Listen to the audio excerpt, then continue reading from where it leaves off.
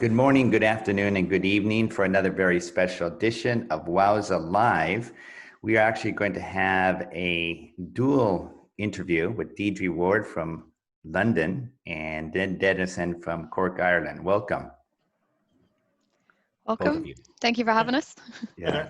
And we're going to talk about the Ireland Marathon Swimming Hall of Fame, which is one of the newest Hall of Fames in the open water swimming world. And before we get into that, for us Americans who are very unknowledgeable about the world history and world geography, Ned, can you explain to us what is Ireland?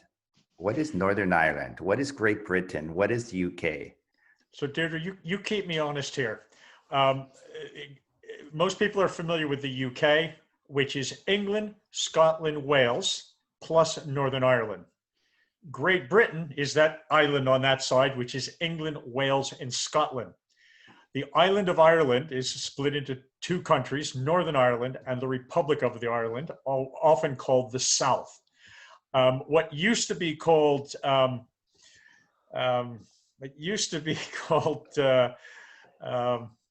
forgot the term of it, the islands together, we now call them the Anglo-Celtic Archipelago, or these islands. There's another phrase that everyone uses, which I can't even speak about. And from the sports standpoint, in the Olympics, you have Great Britain as an entry, and you have Ireland, the entire island.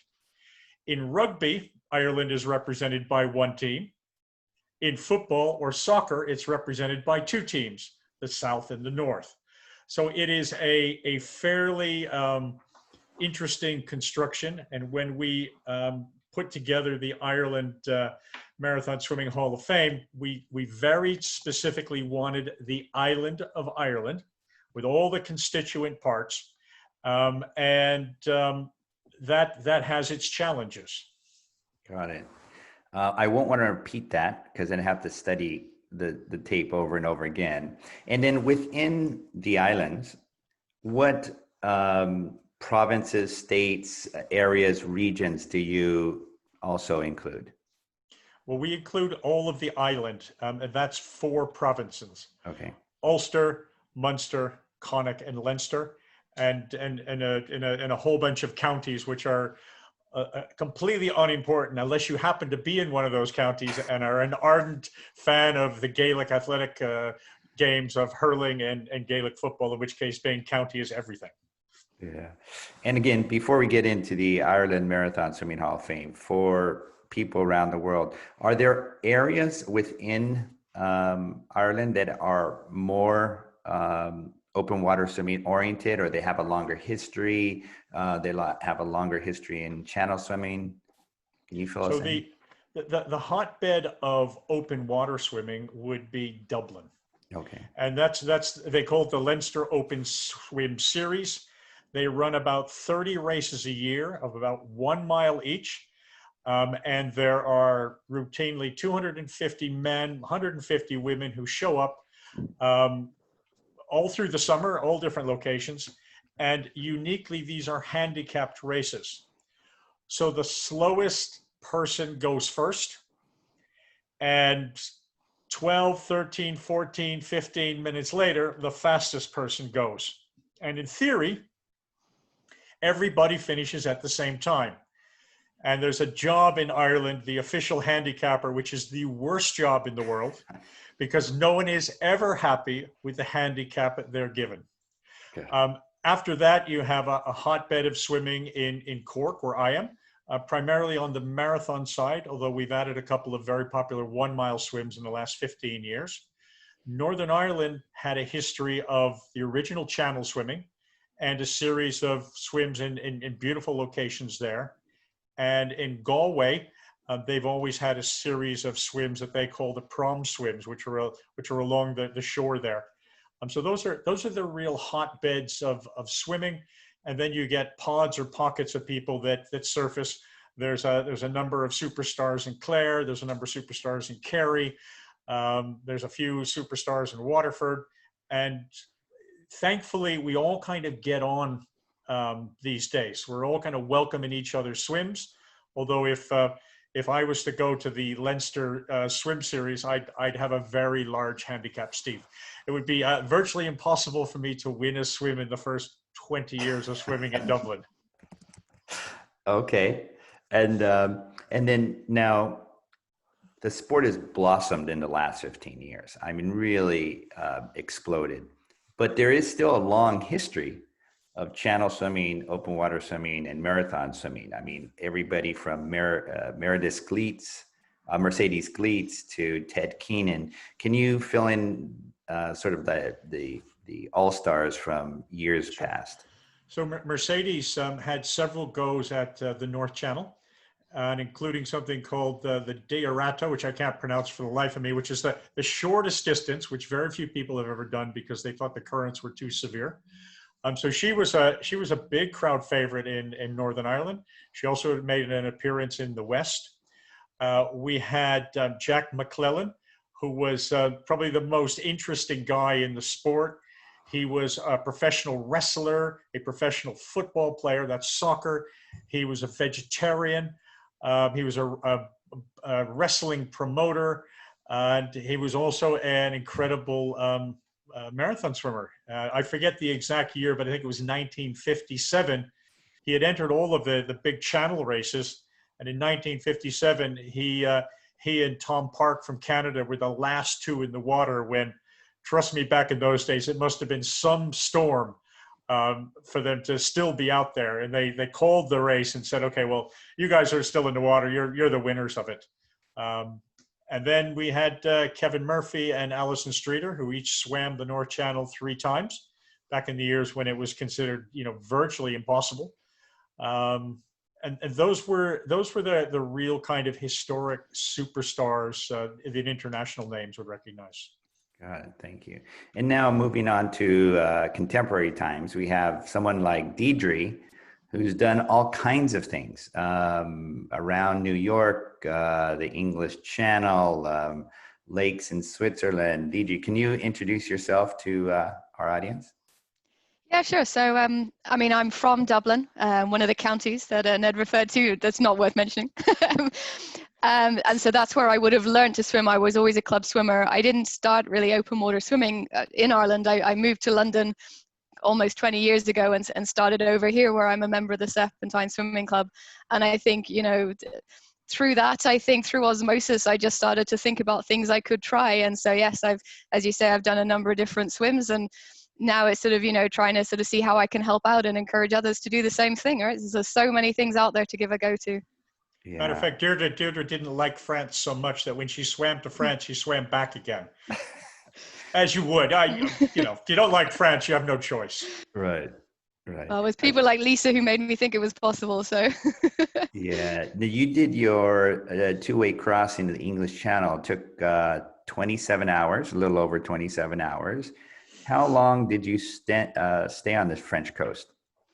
Oh, only a very short time. I landed by the restaurant on the slipway, and I had sort of, I think 3 of all my crew, in fact, swam in and sort of huddled around me because it was during the day. There was a lot of people. It was a really nice day, and they wanted to make sure that no one came near me at all.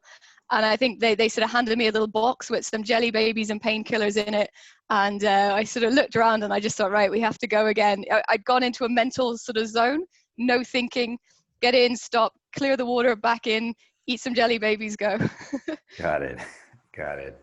Great. And Ned roped you in to help him here with the Ireland Marathon Swimming Hall of Fame. What is your role? So I'm one of the 2 contacts. So there's myself and Eilish, and I think we sort of set it up that it's pretty light touch. I'll say this saying this is my first year, so I haven't done all that much yet. But the idea is that people will send us through nominations. We'll collate those, send them out to the honorees, the existing honorees, so that we can have a voting system probably in the next couple of months, and use that to then decide who goes in the next year. So for the 2021, we'll be looking at kicking this process off in the next month or so. Yeah. And I know when any swimmer, any administrator, any organization is recognized by their peers, they really appreciate that recognition. So I have to hand my hat off to Ned, who created and envisioned this organization. Ned, what brought you to creating it? So we had just about everything in place in Ireland, and I kind of make the joke about Hollywood and say, well, the reason they make movies in Hollywood is they have the actors, they have the sets, they have the directors, they have the gaff boys, they have the financiers, they have just everything is there to make it successful. And in Ireland, we got to the point where we had everything in place. We had some history. We had a group of active marathon swimmers. We had people traveling around the world. We had coaches. We had a couple of training camps. We had no end of publicity, and we had everything in place except this kind of recognition, this Hall of Fame. So it was literally one of the last building blocks to complete the formation of the sport. Got it. Got it. Now, setting up a Hall of Fame is easily said and more difficult to accomplish. What were some of the considerations that you had? So the first consideration is you need to understand who's going to announce it. And you don't want to be announcing something like that yourself, because what will happen is you'll find more people with more bricks throwing them at you than you ever knew existed in life. So we were really fortunate that we already had some honorees in the International Marathon Swimming Hall of Fame, and we were able to use that group. So there were 5 of us for living. So we had myself, Stephen Redmond, Mr. Ocean Seven's first. We had Billy Wallace and the Irish Long Distance Swimming Association. So I talked to my colleagues and basically convinced them, sold them on the idea. And the 4 of us then were able to form this organization and announce it. And because we were already in the International Marathon Swimming Hall of Fame, the amount of criticism was going to be minimal. The second thing we had to do is we had to decide the scope. And so the geography was pretty simple, the whole island. Then it gets trickier. And we said, okay, the days have changed where people, grow up and live in the same house where their parents brought them up. People move around the world. So you've got, Ned Denison, born in America, who did all of his marathon swimming in Ireland. You've got Deirdre Ward, who grew up in Dublin, but did all of her marathon swimming outside of Ireland. You've got Eon, our Moldovan Ireland Ocean 7 swimmer, who was born in Moldova, but's done all of his open water swimming in Ireland. So we defined it as anybody who was living in Ireland at the height of their marathon career. We also defined it as anybody brought up in Ireland, north or south. Then we had the last tricky one, and there's a tremendous Irish diaspora around the world. So if your grandfather was Irish and you live in America, you can probably apply and get citizenship. And part of that diaspora, they're more Irish than people that live their entire life in Ireland. There are people in New York who have never been to Ireland who can sing and dance and converse in Irish and love the country more than somebody who was born there. So we included all of them. And then what we started to do is we started to do a test on it. And we said, okay, are we going to include, for example, people who come to Ireland just to do big swims? And I know in the Vermont Hall, they're included. We decided not to include them in the Ireland Hall, primarily because the North Channel is bringing a lot of visitors. So it is becoming a real sort of stopping off place. So that was really the setting out of it. And then it was to do some easier things, which was, assemble a whole list of possibles, agree a whole lot of categories from swimmers to contributors, administrators, coaches, whatever it was. And we had a long process of defining a first class. And that wasn't by some sort of secret ballot or something. That was the 4 of us having a conversation and coming up with a list that we were proud of and we thought we could defend. Yeah. Now, do you have some kind of target number of people that you'd like per year? Because obviously there are so many people that are eligible, that are capable, that should be recognized, but you can't throw so many people in on the first year, I assume. Did you sort of say, well, this is going to be a long-term project?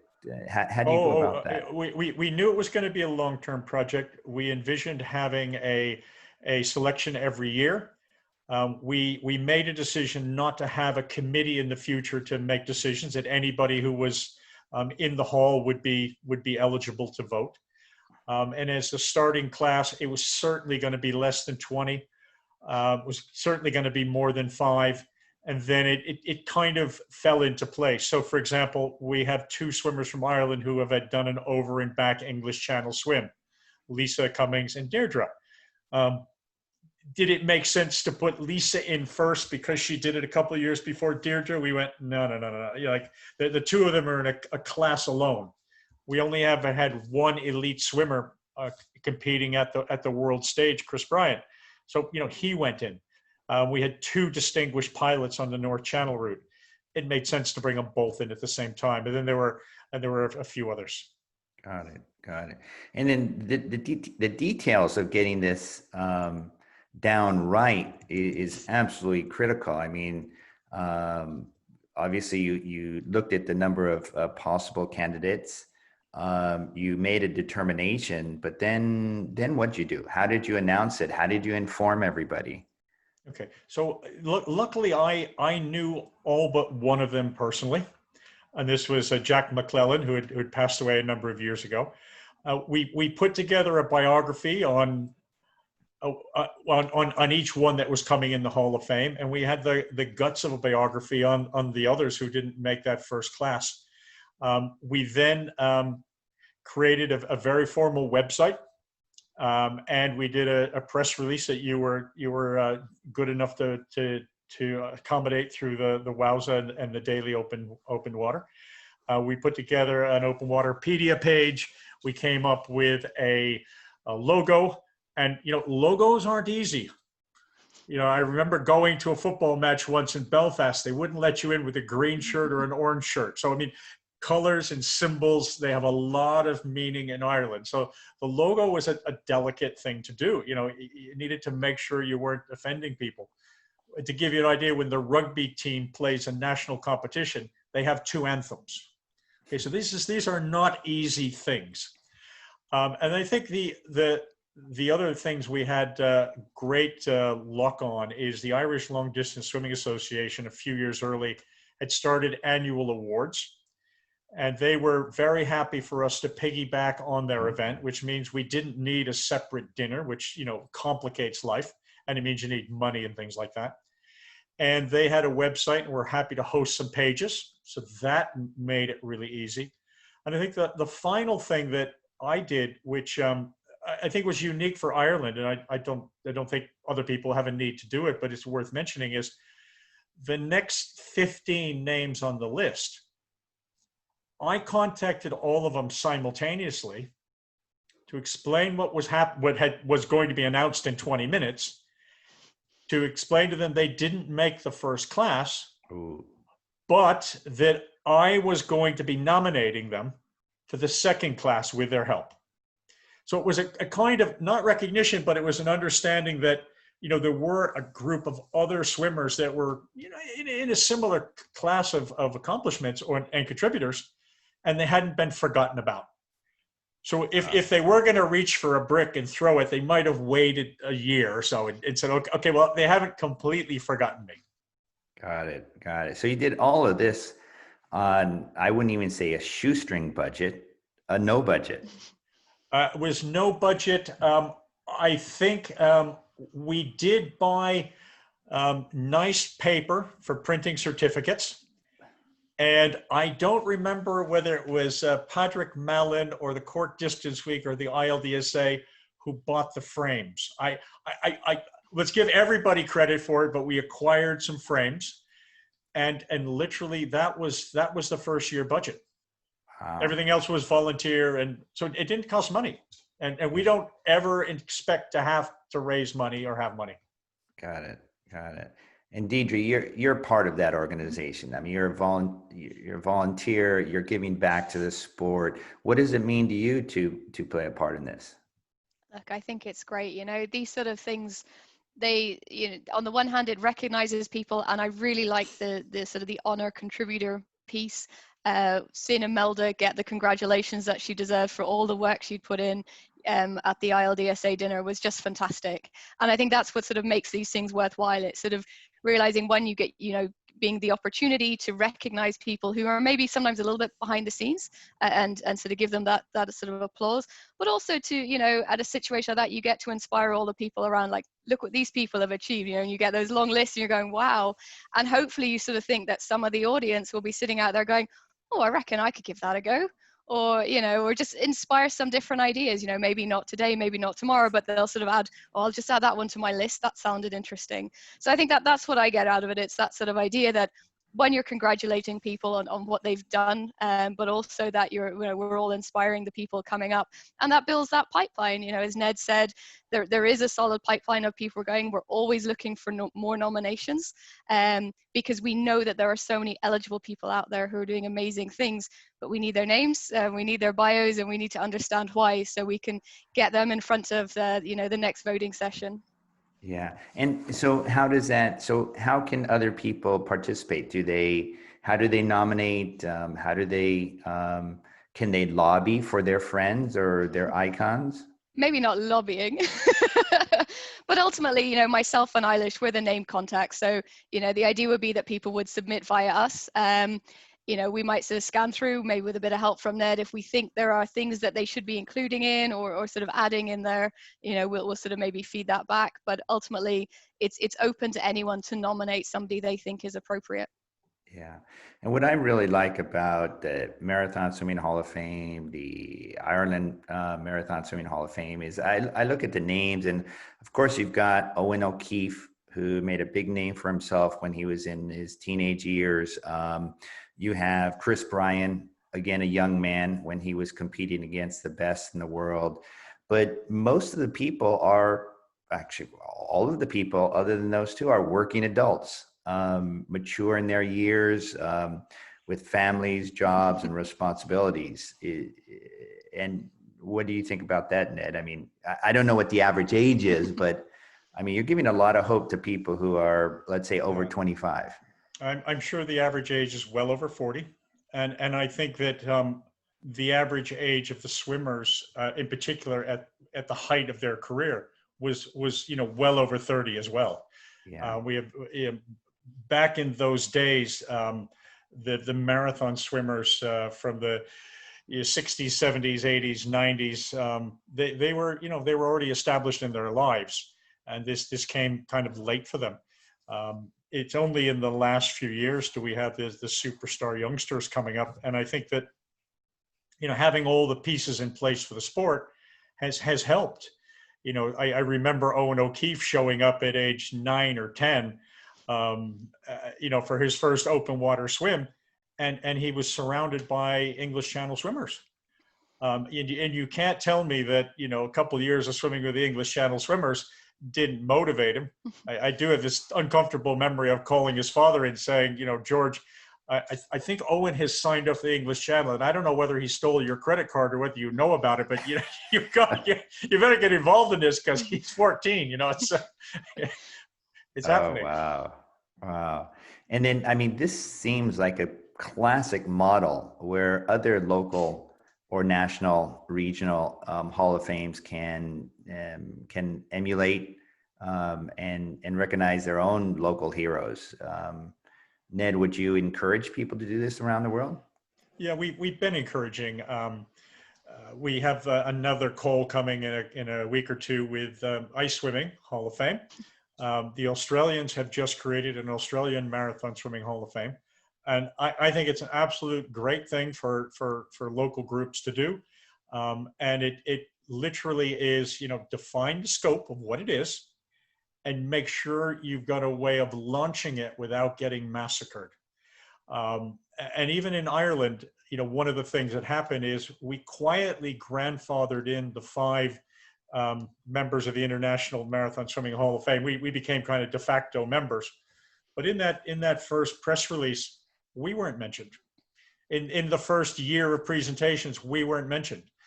this was about getting it started. And I think far too often when people try to create a Hall of Fame, it's, one old man who's the first person in, brings his two friends and his dog in, and can get criticized to no end. So if you think about the public acceptance of this and think about it as a long-term thing, and scope is tough. I don't think in Australia, for example, we'll find out in a couple of weeks, but I don't think if you were, necessarily born in Australia, gave up your citizenship, moved to America at age 5, I suspect you're not eligible for their hall. If you did ice swimming in Vermont, you're eligible for their hall, but that's not part of the Ireland Marathon scope. We don't do ice swimming. We do marathon. So every place will have its different wrinkles. Thank you. And Deirdre, how do people know how to get in touch with you? How can they? What's your email? What's the website? Can you fill us in there? So as Ned said, the ILDSA have very, very kindly given us a little bit of a space on their website. So if you go to it, it's just ildsa.info, and then you can go to the Ireland Swim History section, and we're down in there, and it gives a little, information about the eligibility, how to contact myself and Eilish, and also some of the information around who are honorees from the previous years that it's been running. So you can find all the information there. Well, thank you both. This is a great thing. 10 years from now, 50 years from now, 100 years from now, 500 years from now, your efforts will be very much appreciated. So thank you very much. Thank you, Steve.